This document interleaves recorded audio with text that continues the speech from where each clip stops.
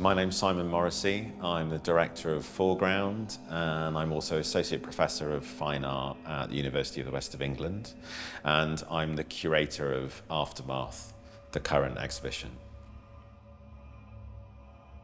So Aftermath brings together two concurrent exhibitions, new commissions of work by the artists Sophie and Huma Mulji. The project explores the artist's joint interest in place, but specifically place as a kind of a vehicle for emotional or psychological states. The two exhibitions have quite different physical encounters for the viewer from each other. Sophie's is very minimal in terms of the experience of the space. You have two photographs, four speakers, nothing else in the room. It kind of arrests you and make you have to confront the work. Huma's exhibition feels very different in tone.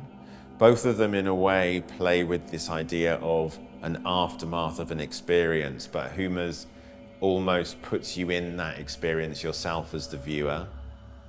Huma's work is installed in kit form, which used to be in a restaurant that went bankrupt. So it's now an artist-run space, but the space remains kind of relatively untransformed. So it still has elements that are left from the restaurant. It has large white globe lights hanging from the ceiling in one position. It has a very prominent kind of wood and concrete bar in the corner of the room. And Huma really played with this kind of sense of the space feeling like an abandoned building, and thought about that when she was kind of taking the work from kind of initial material exploration and kind of experiments to the idea of it becoming an exhibition. Huma explored making glass for the first time. So she learned the processes of blowing glass, which was a very different experience for her. And equally, Sophie pushed herself into new territory by exploring the use of sound in her work, where previously she'd mainly worked purely with photography and video. Sophie had been working with large format photography and film for many years, but she had a very specific idea for this exhibition, that she didn't want to use film as a way of kind of combining ideas. She wanted to use the very specific qualities of still photography, the way that it captures a moment, the way that it kind of arrests time and makes the viewer stand, watch, look into a picture and have to kind of focus on it, I suppose. She wanted to use that sense of kind of stilling the viewer or stopping them, but then combine that with sound.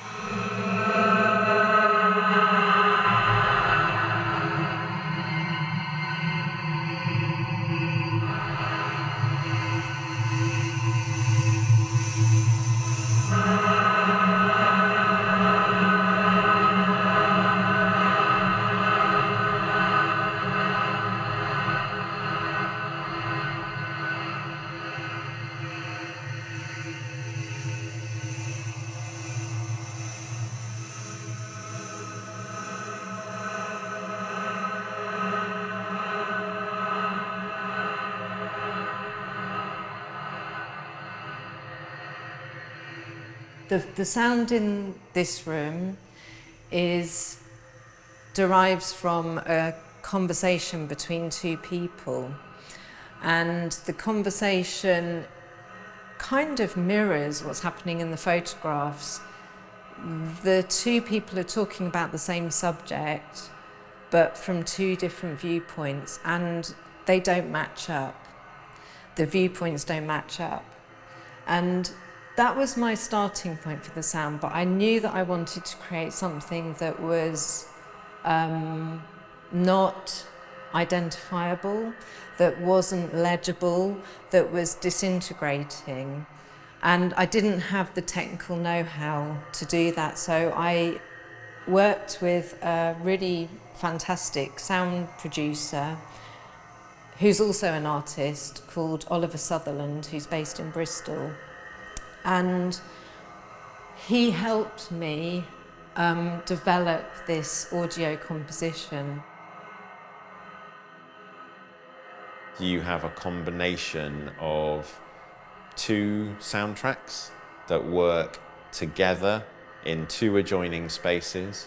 The first one, you have the photographs, which depict a kind of quite mundane or kind of almost unpleasant, I suppose, situation of a kind of dead-end road, rural road, where illegal fly tipping has taken place, and you have these two images of this lane with these two piles of kind of broken melamine, discarded furniture like piled up against the hedges, and you stare into these two images while the speakers either side frame the images with this kind of quite sort of psychologically involved soundtrack. It drags you into a kind of more complex and kind of maybe darker place as you look into the image.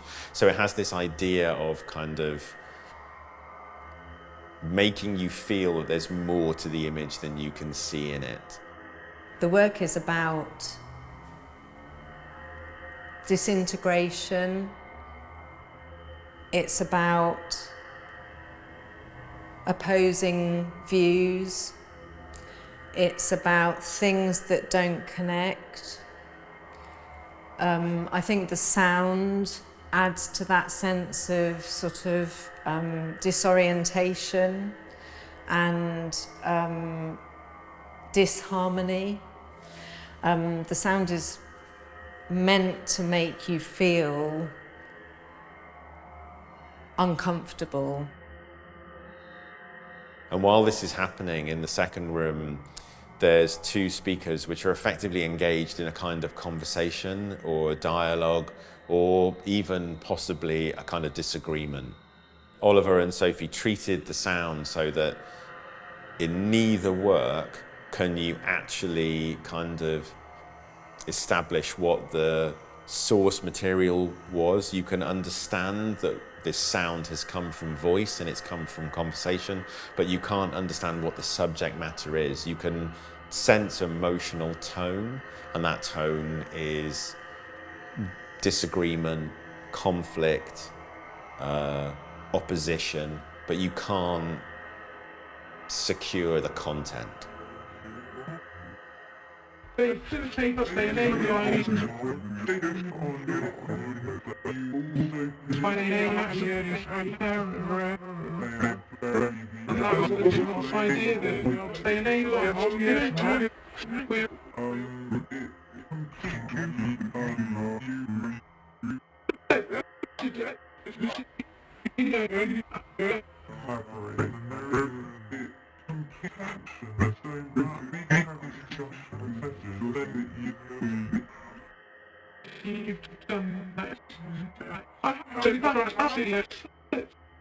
Simple questions.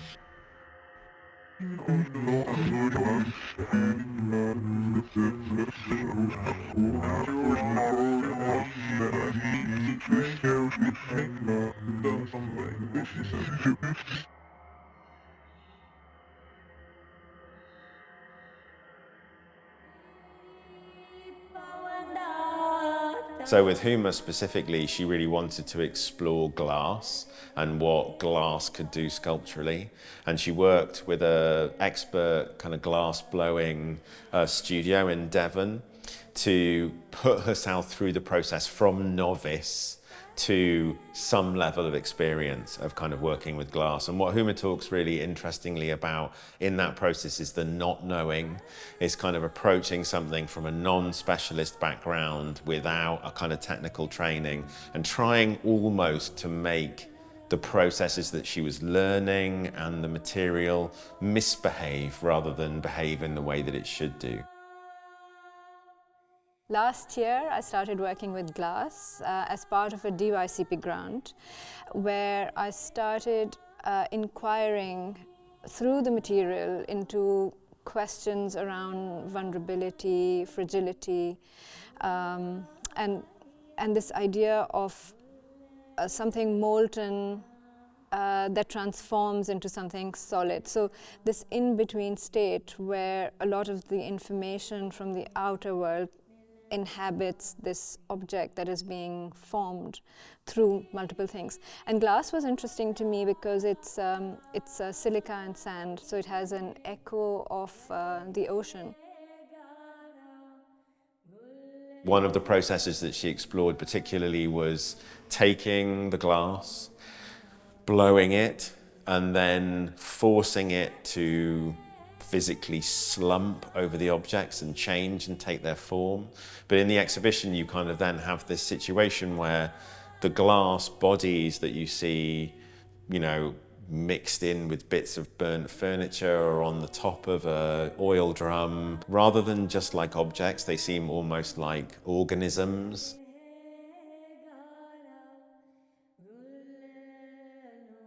I was in the studio in Devon, and there are beautiful tools that have been used for many, many years to make these vessels.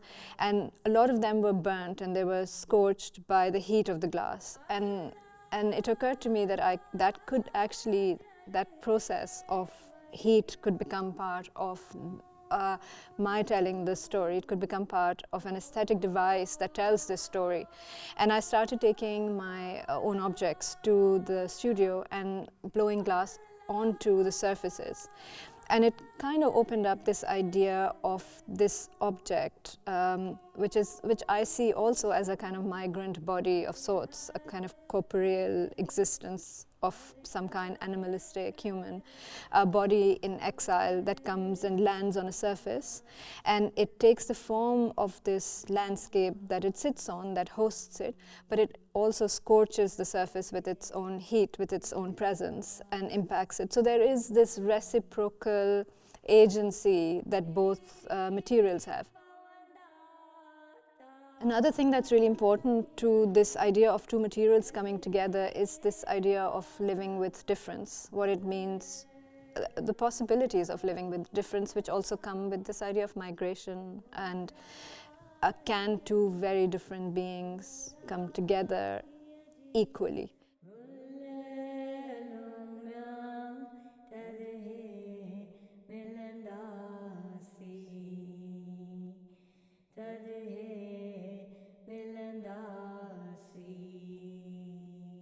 Sophie and Huma had been writing to each other, both going through the same experience of kind of exploring new work at the same time through the same support. And they started to write letters to each other by email where they explored the different ideas of like what they were trying to do with the new work, but also the pressures and maybe paranoias that they were both having. Also the idea of being both professional academics, being mothers, being artists, and how all these three things come together to sort of create the both conceptual or intellectual, but also the kind of emotional and psychological background to making the work. The letters became much more than simply talking about our work. We started talking about things that we were thinking about. We talked about really serious issues to do with our personal thoughts about family, about memories. We talked about global issues. Some of the themes were very similar, you know, a kind of broken world or a sense of brokenness. There was a theme that was going on in our conversations that has come out in the work, but in very different ways. And these are presented in the exhibition. It's a single screen work that the viewer can sit down and watch and read over an hour and see their kind of unfolding thoughts. And it's a very unusual process, I think, for the viewer to actually see the really intimate kind of thoughts that an artist has around the way they're making work, to actually see that presented alongside the exhibitions that process leads to.